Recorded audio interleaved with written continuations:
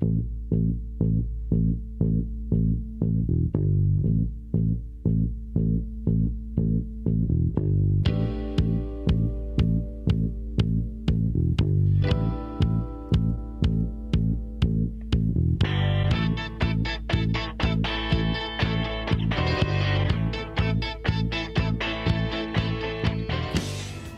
to Scared Out of Our Collective Heads. I'm Patrick. I'm Kevin! Ooh. And to start off the month of Halloween, the month of horror, I wanted to pick one of my favorites that is very important to not only the genre but also film, Night of the Living Dead. Night of the Living Dead is a great place to start this series because it is kind of the first of the next generation of really good horror movies that were not done by Hitchcock. Correct. Hitchcock did great horror before this, but like if you look at the literature and things of the time, like there was really great books.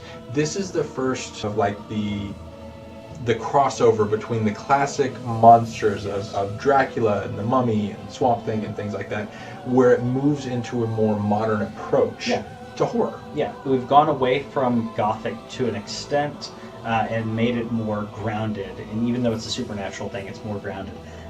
One of the other great things about this movie is the star, in my opinion, it's the star. At least the protagonist. Oh yeah, is Dwayne Jones, who is an African-American actor and portraying a character who is, like you've mentioned, the voice of reason. And you know, he's one of my favorite scenes is Barbara's just losing it. Her brother's just died, and he's just shaking her, saying, "Snap out of it! We gotta hold this together. Yeah. We need to survive." And he's the one. We're still alive. Let's keep it that way.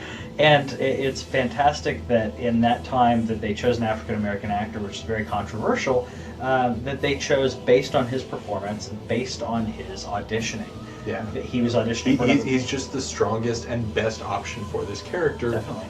Doesn't matter anything else, and that's one of the forward-thinking areas. And I already referenced Hitchcock, but I'm going to go ahead and do that again because Romero does a really fantastic thing in this movie, and understanding that yes, it can be scary to show you something, but it can be a lot scarier if you imply something well. Yes.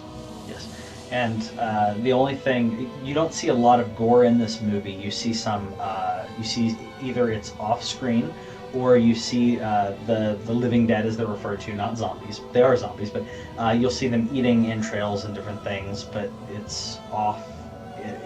You're not seeing it like right off the body, so it's easier for you people who are more squeamish to digest it. Yeah.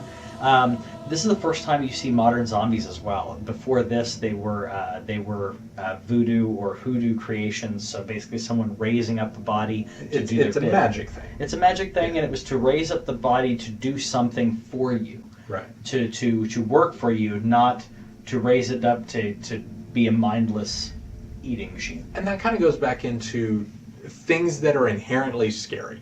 Yes. If there is a creature that has been raised from the dead with an objective, that's one thing. If you have Night of the Living Dead, they're just here to consume. They don't have an objective, they don't have a goal, they don't have a master that you can take out.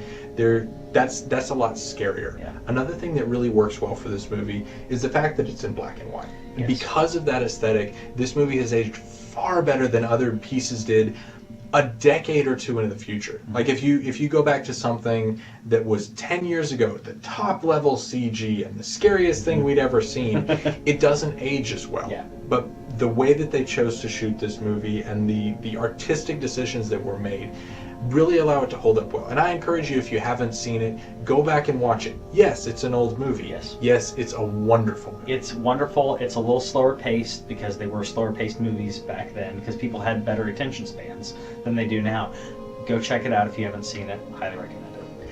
I also like the way that they have the news come in on occasion and it kind of show an outside perspective and allow you to explore. They fill in the lore a little bit, but not much. Little bits of exposition because everyone else, when you meet a new character, they kind of tell you where they've been. Just a little tiny bit, and you're getting a piecemeal of like, okay, all this stuff just started happening, and everyone has their different reactions to what is happening. The news is trying to be exposition, but even the news is like, Was it part of a meteor? There's a meteor? I don't know. Yeah. That could have been something they grasped on. A lot of people think that was the original. And it's never explained. And that's okay, because that's not important. Us going through the experience with the characters. That's what matters. Yes. We highly recommend this movie. Highly recommended. You mentioned Origins, and the next episode we'll dive into zombies with actual origins. Stay tuned for that.